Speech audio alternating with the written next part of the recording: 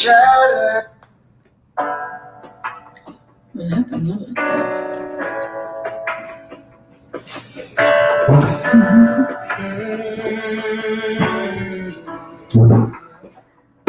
Have you been praying and you still have no answers?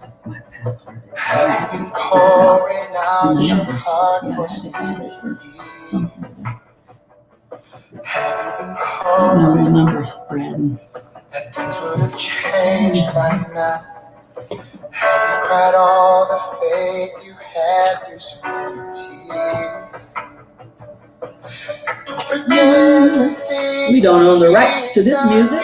before. You bring it on down. Remember, he can do it all. Good evening, Facebook family and friends, YouTube channel, Refiners Fire Facebook. Great. Let's see, Tuesday, May 12th. Great to see you today. Glad to have you tonight. And thank you all of you who joined us last night for Dr. Pei and our conversation around domestic violence. It was really a great conversation. And thank you for those of you who commented. And I'd like for all of you tonight to share this to your Facebook page or to your YouTube channel. And again, I'm Bishop Bonnie Radden, the senior pastor of Refiners Fire Fellowship, United Church of Christ, as well as the West Coast Regional Bishop to the Fellowship of Affirming Ministries, now a senior bishop, and glad to be that under our wonderful prelate bishop, Bishop Yvette Flunder, who is the greatest leader on this side of heaven, I'm telling you. And we are continuing our month of emotional and mental well-being. And remember that we are every night doing something different. Monday nights, we're doing mental and emotional well-being. Tuesday nights, which is tonight, we are doing church relationships. Tomorrow night, we'll handle finances, talking about budgeting, bringing on a banker. Thursday night, we talk about family relationships. And then Friday, we're going to talk about couples and singles. So tell you folks to come on during the social isolation that we're on. You don't have to necessarily stay socially isolated in a way that you believe you are. Listen, get your family and friends, get on a Zoom call, get on a Facebook Live, get on a FaceTime, Messenger. There's so many things that you could do. All right. And I pray today you have had a great day. It has been incredibly windy here in Las Vegas. And so much so, the pool man came and cleaned the pool this morning. And now today it's got so many things on the top of it right now. So there you go. Everything blew to that.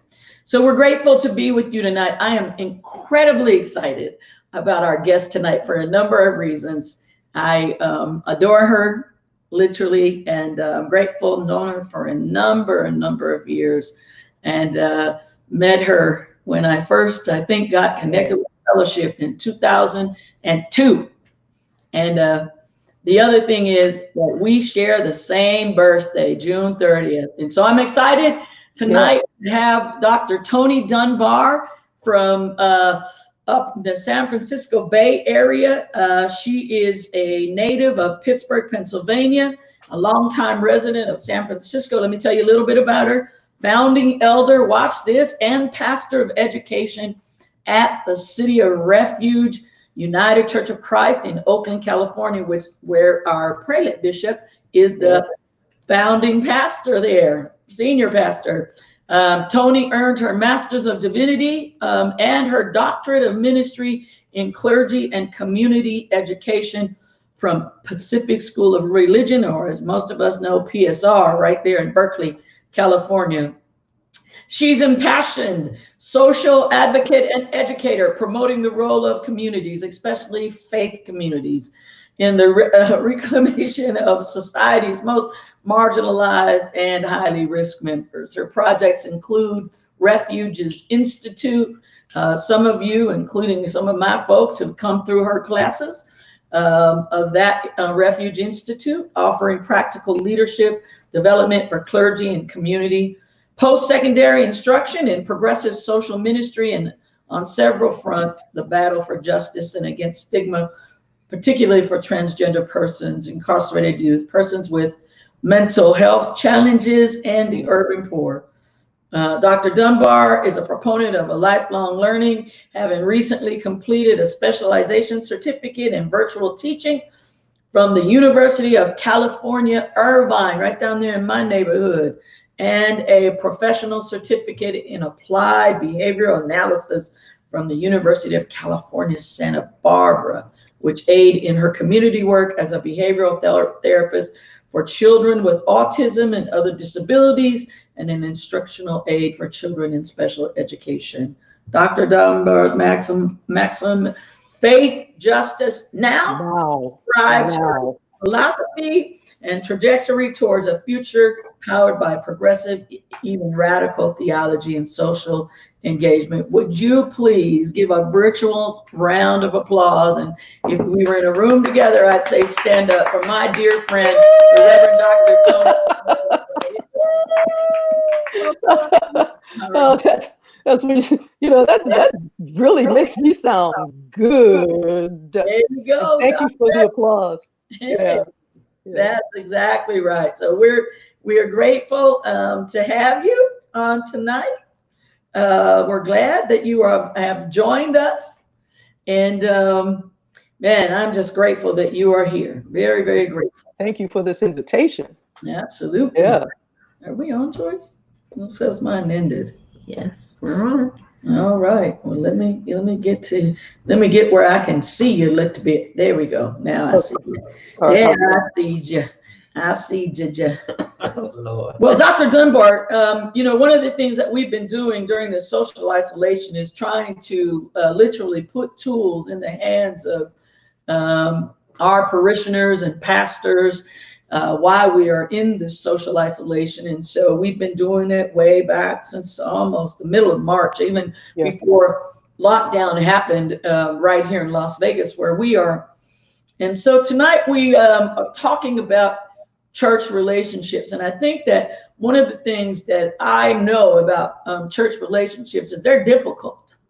So we know that relationships are difficult, but I think that sometimes we have an expectation about church relationships that sometimes are very unrealistic, and we wonder why this splits and why that splits, or why that one not talking or why this one not talking, and all of that. And so I wonder, Dr. Dunbar, if you and your years of experience at City of Refuge might just address, and I have some ideas about why relationships in churches are a little difficult, but what's your thought and take on it, my friend? Well, for one thing, I don't know if I'm the best or the worst person to ask because I didn't come up in church. Well, I came up out there, what they say, in the world.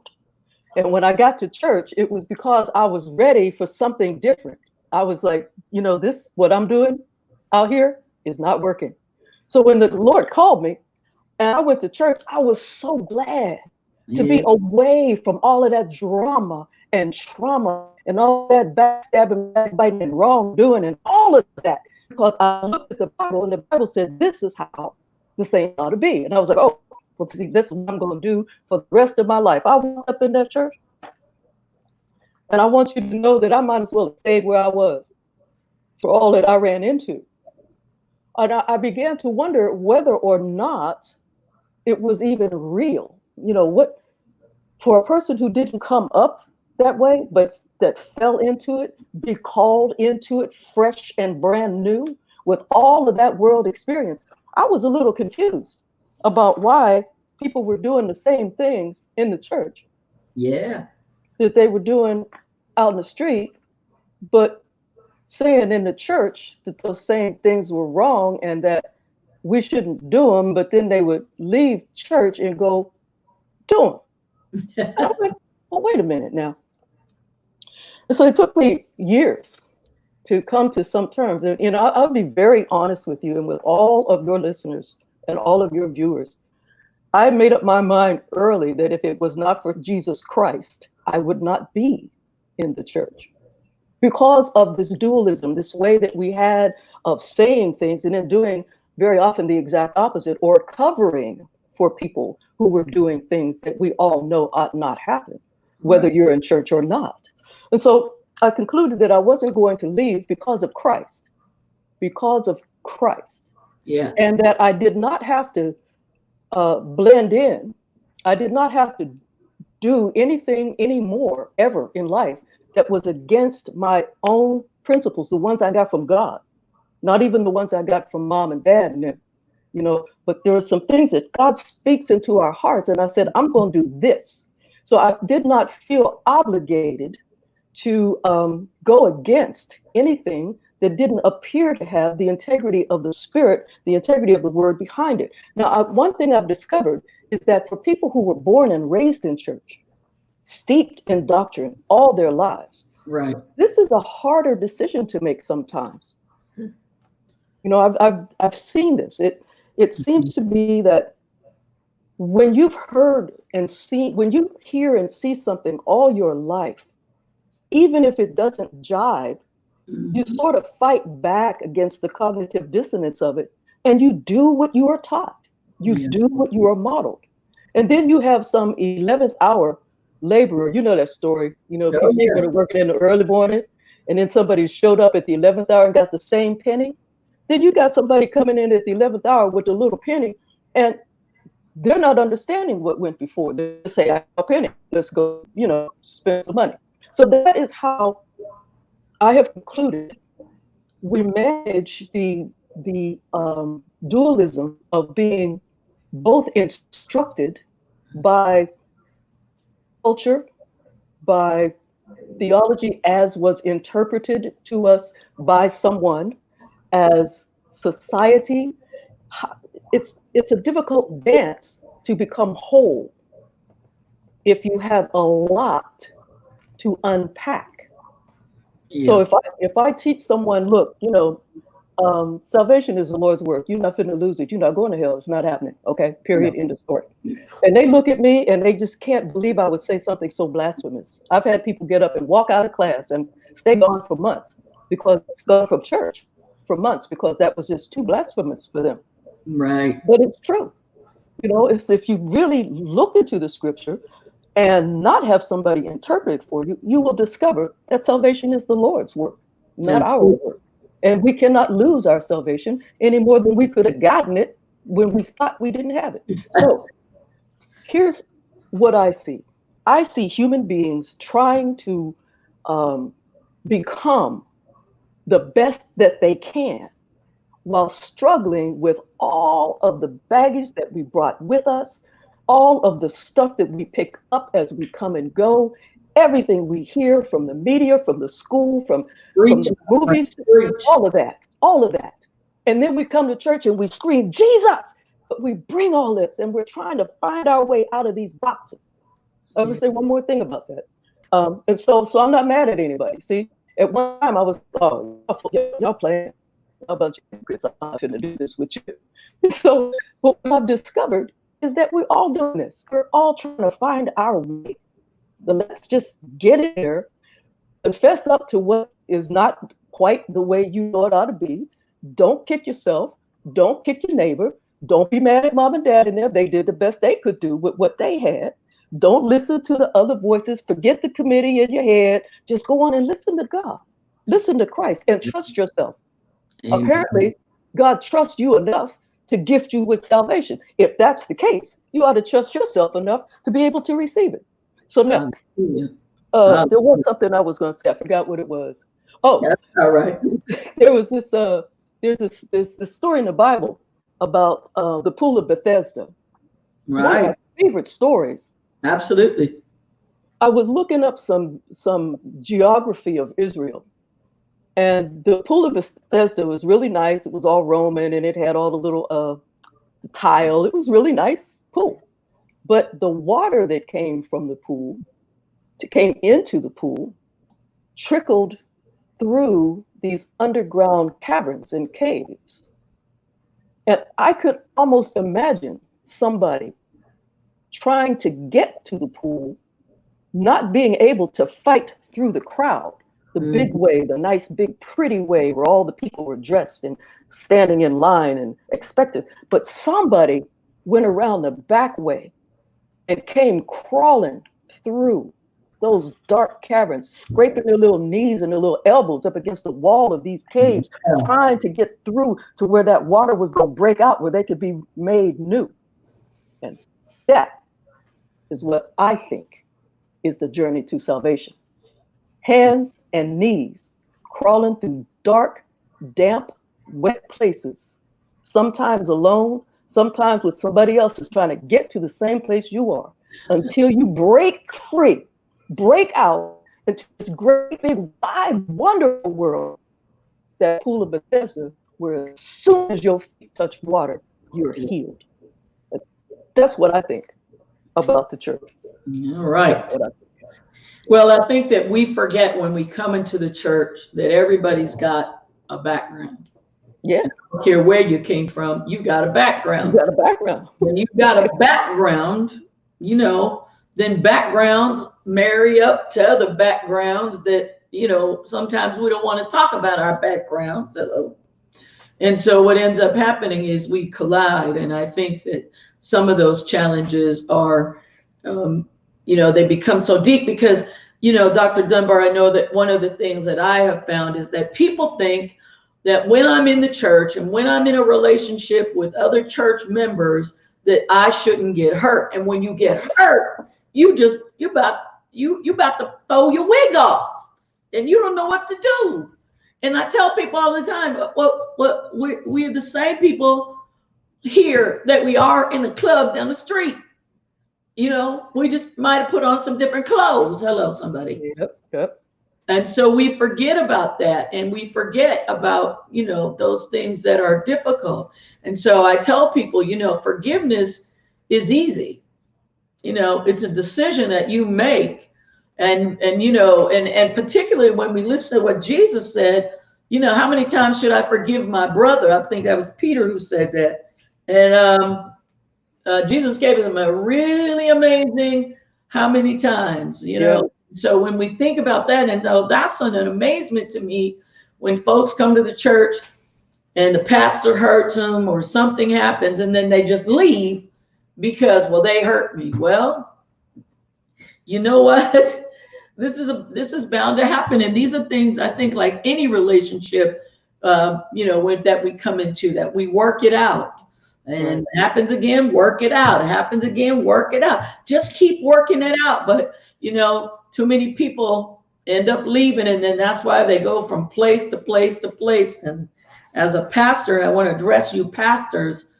If someone comes to you talking about their pastor that they just left, you know, to you it looks so. No. Let me just tell you something. You got a problem.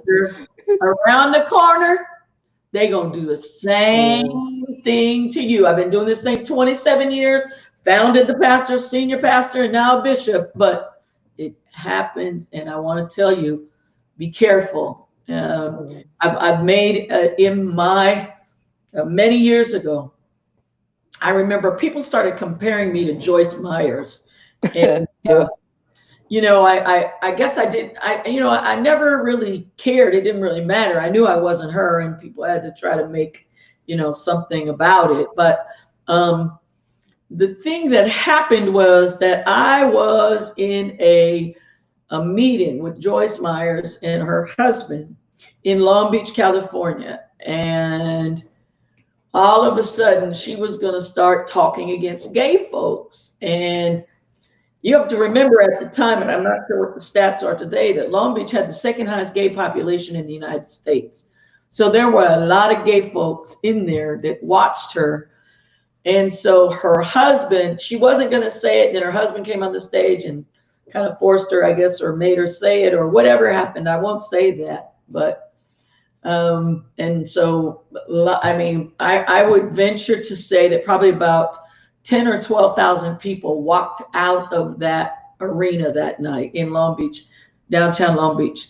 But what happened for me was that folks came out and they were just, gibbering against her. And I had vowed a number of years, and that made it even more the nail in the coffin, that I would not speak against another anointed human being, whether, that and when I say against, that's what I mean. Now, I'm in a position in an organization. I sit on the board where sometimes we have to have conversations around pastors and around disciplinary actions. But that's not talking against someone. I'm talking about talking against them. And so I want to caution you to be very careful with that.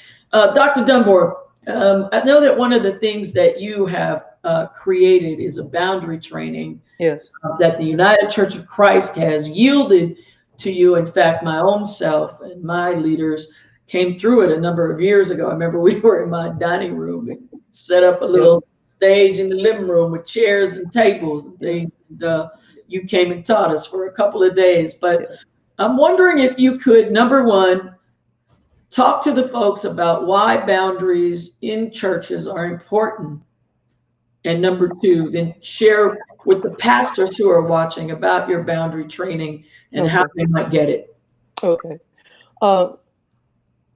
Most of the time, boundary trainings that you get from various sources talk about pastoral sexual misconduct, clergy sexual misconduct, and drum shame on you, you shouldn't do that. No, there's something wrong, that's not ethical, it's not legal, it's not this. And it is true that when a clergy person begins to transgress on the body or the mind or the soul of a congregant, there is a real problem. That problem is legal, it is moral, ethical, but let me go back. It is legal, moral, ethical, and spiritual, because these are not our children to feast on. These are not our lambs that we are supposed to consume for our own hungers. Now, the problem with these sort of closely drawn boundary trainings is that it doesn't show us or give us the way out. So it's not enough to just say, thou shalt not. You have to learn what thou shalt do. One of the things that we shall do is take care of ourselves, to recognize our own shortcomings, our own desires and wants and needs, so that we are not subject to our own needs. Once you cross a line with a congregant, a parishioner, it's hard to come back from that. It really is. But most of the time, when we cross those lines, it's because we think we deserve it. We think we need it. We think we can kind of, forgive the word, but lie our way out of it. We think we are doing something that is forgivable when it's not. What makes us do these things is that we haven't filled up the empty spaces in our own lives first. Fill up the empty spaces in our lives. That doesn't give much opportunity for this desire to have extra approbation, extra attention. See, it's the desires that are unmet that cause us to go out here and do this stuff. And I'm saying cause us. I'm not saying it's them or him or her. That causes us to do this stuff. So one of the first things you have to understand, if you're going to enter this field of clergy, dealing with the most tender and the most significant parts of people's lives, and the one that they link to God through you, that means we must be extremely aware of the delicacy of the relationships that we have with our congregants, how much they invest in us. It's not the tithes and offerings or the time or the labor that they're investing. They're investing their souls in our integrity. So we must take care of ourselves. We must identify where our weak spots are. We absolutely have to figure out what is it that we think we're supposed to get back for our work. We must have healthy relationships in our homes with our own families and children We must have 2 or 3 friendships. We must have a pastoral counselor or a spiritual counselor or a therapist or somebody to help us process these unmet needs. These needs could be for money, because you think you're not making enough, you don't have yet. They could be for affection, because your husband, your wife, your significant other seems just a little bit far from you, or you have made yourself far from that person. It could be for power, where you feel that you're accountable to too many people, and therefore you're going to come out from under all of this. You're going to come out and you're going to be the one. There are so many ways to skirt. Go ahead. I'm sorry. I could go on. I could go on. No, that's okay. But I think that it's important for everyone to understand that what she's talking about is, I think that what I really want us to talk about in some ways are that we also have pastors that go to the extreme far right, where they have no relationship with their parishioners whatsoever, and they would never let anybody know where they live and never give them their phone number and all of those kind of things. And it's one of those kind of pieces that we need to understand, that there's an equal balance, I think, with those kind of parts. And knowing that I think that one of the things that's really, really important is, to me, is that you always keep the call in front of you. Yes. And if that's what you can keep, then you'll walk the journey and be fine. And when you are weak in areas, when you have trouble in your relationship, in your marriage, at home, then you shouldn't be having a private counseling and a private prayer meeting with someone that you might be attracted to, or could get attracted to, or could cross those lines with, because I know that have done that. Or could be attracted to you, and it makes you feel so much better that you go for it when you wouldn't have in the first place. So the pastoral relationship is relational. Yeah. I can't imagine a pastor that people don't know what city they live in or what street. That's not good, because this is a relational calling. The need. Oh, I could just say so much. I'm running out of words. The relationships should be clear. They should be. When I say clean, I'm not going back old school, like y'all got to be clean and pure and all that. I'm not saying that. I'm saying that they should be really, what the Bible says, beyond reproach. So that if anybody accuses you, the only real defense you have is, I didn't do that. That's not how I am. Relational is primary. There are basic rules of comportment. There are certain things that tend to open the door for those relationships to become toxic. There are certain rules, certain things you can put in place to protect yourself when you are feeling weak, certain things you can put in place to protect your parishioners when you know they're feeling weak. So there are rules. When the boundaries training is about these rules that make us trustworthy providers of spiritual care. Trustworthy providers of spiritual care. That's what boundary trainings are really all about. How do you establish and maintain the three-way trust between yourself, your parishioner, and your God? How do you do that? How do you do it? Amen.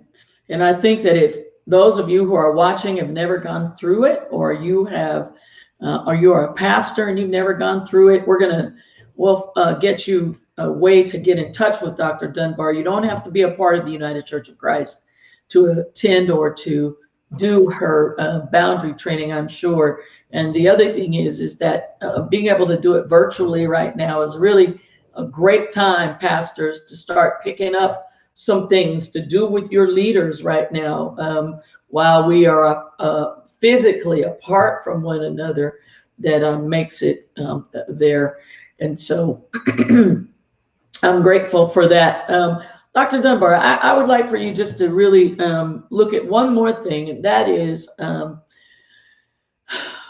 the relationship. I think that sometimes here's some things that happen in the church, and that is that the pastor chooses, or the pastors choose, to have relationship with certain folks, and they may go to dinner or lunch or even take a vacation with them. And what ends up happening is other parishioners get upset or they get jealous. And I think that one of the things that it's important for people to know is that, as Dr. Dunbar said, we are relational people. I'm wondering if you can talk to that real briefly. Those are called, that seems to be pretty big right now in the boundary training world. Those are called multiple relationships, and in the church, particularly the Black church, it's almost impossible not to have them. Right. But we've got to know that that they are unless they are defensible friendships, that it becomes difficult to maintain the trust of all the other people who didn't come to dinner with you. Right. Or didn't go, So there's nothing that says we can't have friendships. In fact, we must have them. But when we have these multiply layered relationships, we still have to set clear boundaries within them. We have to have and show discretion. So we're not like all in the pulpit talking about, well, me and sister so-and-so, we went to this place and that place. No, that's not what we're doing. We're showing discretion and respect for those relationships. Absolutely. They really should be real friendly ones and not ones that are mutually gratifying for any number of reasons that have absolutely nothing to do with friendship. We want to set boundaries around our own life so we're allowed to have friendships. And we want to draw closest to us those people who understand that we as human beings need friendships. We're not always at work. Right. And if we teach that, if we both teach it and model it, and teach it, I believe our congregations would be a little bit healthier. And people would stop needing each other so much and begin to enjoy each other's presence a little bit more. But we cannot always be on duty. We can't always be at work. Sometimes we have to be somewhere letting our hair down, somewhere just taking a deep breath, having a belly laugh about something that we're not going to preach about. Exactly. So yep. That's exactly right. And understanding that, we are people too who need relationships, who need friendships, who need fun, who need recreation, and we need those friendships. We really do. I mean, and it's difficult. I remember when Bishop Flinders spoke to me when I was going to be ordained as a bishop, and she told me, she said, I want to share with you something. And I will never forget, Bishop Mills and I were the first two individuals to be ordained in the Fellowship of Affirming Ministries as bishops. And I remember her sitting in front of the two of us, having a conversation and telling us that we were about to embrace a place that's pretty lonely, and that our lives, she said, I want you to know that this is a very lonely place to be. And I didn't understand. I was like, what is she talking about? Like, that didn't make any sense to me. But a little later on, now in my position as a bishop and as a senior bishop, particularly under her amazing leadership, is I understood that and understood some of that incredible loneliness. And so those of us who are in those positions, particularly Dr. Dunbar, we value, the fact that we may only have one or two, close friends, or we may, just have, I like to play golf, so a golf buddy or something like that. And that we don't have, a myriad of folks due to the fact, and it's a little more even convoluted for me because I'm in the mental health, field. And that's one of the things that actually kept me from going and get a licensing, was that it was too convoluted after talking with my mentor, Dr. Taylor, and saying, well, how was I going to be licensed as a marriage and family therapist? And then they're going to tell me that I can't go to lunch with, with, say, you, Dr. Dunbar, because you came through my counseling at some point. So I made some different decisions with God, and I'm grateful that I did them at that time.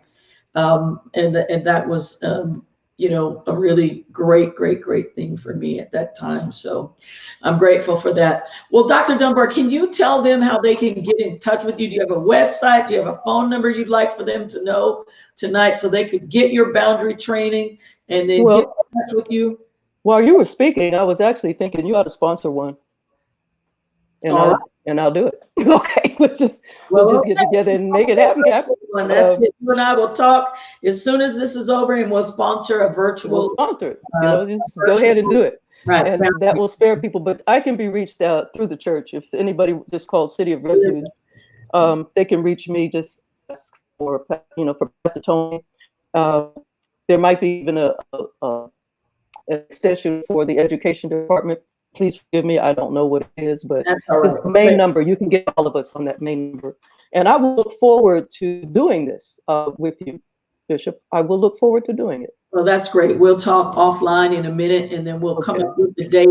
And then those of you who are watching, we'll let you know about all of that and let you pastors know. I want to apologize. We've had a little, the internet connection where you hear that wah wah kind of space tonight. So please know that we apologize for that. I'm grateful that you joined us tonight. You know, church relationships are important. Pastoral relationships are important. I love what you said, Dr. Dunbar, that this walk is relational. So please make sure that you are in relationships and you're in healthy relationships. I know they hurt. You know, but I have a saying in life, and it says this: if you never take the risk, you'll never reap the blessing. Never reap the blessing. Right. Never reap the blessing.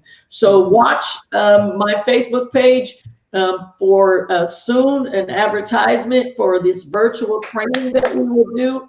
And I want to thank you again, Dr. Dunbar, for joining us tonight. If you have questions about, you know, the church and boundaries, put them in the comments right now. We'll try to answer them real quick while I say all the rest of it. If you need to get in touch with us, please call us at 877-386-3806. That's 877-386-3806. We're glad to get in touch with you. If you have a need or you're hurting tonight, you need prayer. We know there's a lot going on in the world. Yes. Please, I understand. I had a conversation with a few people today that said, Bishop, I'm at the place to snap. And I want to tell you, encourage you, please do things like, you know, take some exercise. I know that you know, being inside all the time is not the way God has created for us to be. So you've got to get some of that energy out in someplace else. Take a walk. I've shared with you before. I bought an exercise bike off of Offer Up or Let It Go, one of those. And, you know, I got somebody's exercise bike that was only 2 months old for like 1/10 of the cost of what they bought it for. Lots of exercise equipment for sale on there. You can go online on YouTube and watch some yoga and do it, or you can watch some aerobic exercise. There's a number of different things and a number of different ways to do it. We have a local pastor here, Pastor Shar Morgan, Indigo Valley Church. They are exercising on Zoom Monday, Wednesday with an exercise coach from TLC. And so you have that opportunity. Go to Indigo Valley Church in Las Vegas. So exercise, also it's important to eat right because it will affect you right now, and also to get plenty of rest. I want to thank you for joining us tonight. Joyce and I particularly want to thank you for yesterday. You know, we shared with you, many of you, the little bit of traumatic situation that we had at the radiation therapy. And I want to say to you today, I'm much better. I realized that my challenges were that I was humiliated. Someone took my choices away by tattooing my body, and also just invalidated, and really took advantage of the situation. But let me tell you what I know, and that is this: through this whole journey about this breast cancer, God has shown me that I'm to become a voice in certain places around all of this. because I really have only, the only challenges that I've ever had were a little pain from the surgeries, a little energy drawn. They say that that's going to happen greatly in my radiation therapy, but what I know is I have a God that really takes care of me, and I'm taking care of my body. Trust me, we are eating a plant-based diet. We're doing a lot of things. I'm exercising, getting on my exercise bike.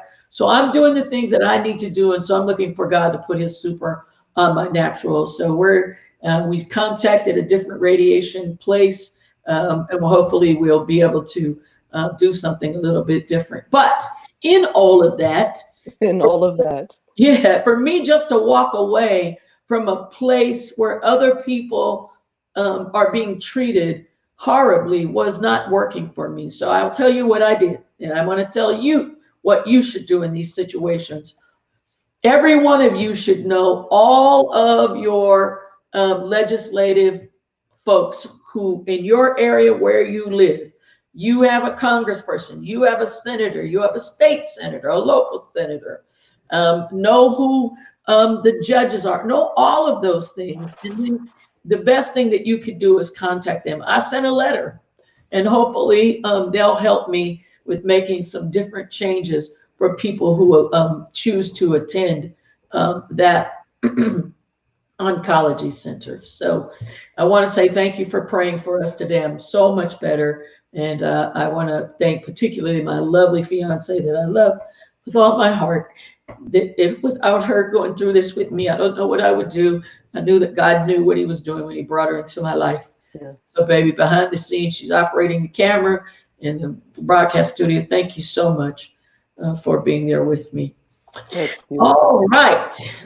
All right. Well, thank you all for joining us on tonight. Join us tomorrow night.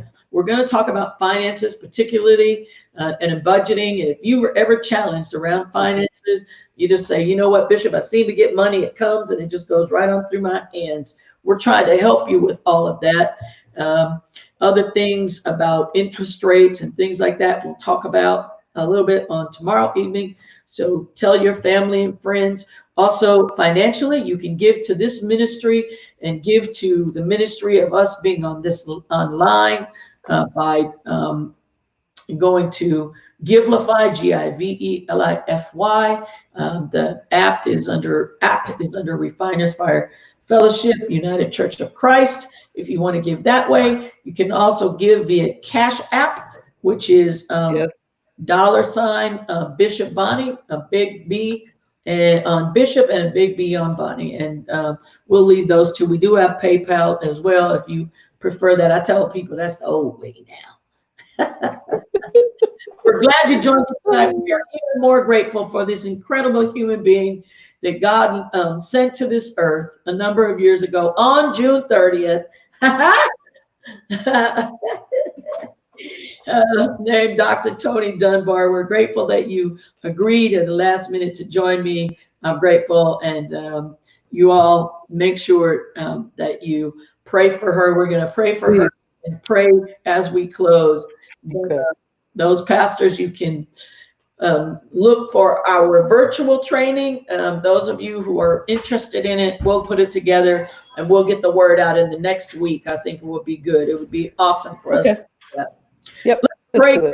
God, we thank you for this opportunity. Thank you for this anointed servant of yours whose name just happens to be Dr. Toni Dunbar. We bless you for her. Thank you, God, that you have lent her to us. And thank you, God, for lending her gifts to us. And we ask you that you would bless her and her family and bless them in a great way, Lord, even on tonight. You know the prayers that she has been praying, and we're asking you tonight, God, that you would supernaturally, God, just answer them even on tonight. One in particular, I feel in my spirit that she has been praying for, that, Lord, only you know. Only you. We ask you, God, tonight that you would bring great peace to that circumstance and situation. Hallelujah. And the answer is in you, God. Thank you. We bless you now. Yes, God. We thank you for this evening. Thank you for all that are joining us. Reach out to them, God. For those who have been wounded in the church, and haven't gone back to church because they got hurt. God, show them, help them to work it out. Help them to come on back into the fellowship, Lord. Thank you. Bless them in a great way, God. And we thank you now. In Jesus' name I pray and praise. Call it done and so. Amen. Ashe, and so it is. Amen. Amen. God bless you tonight. We love God you. bless you.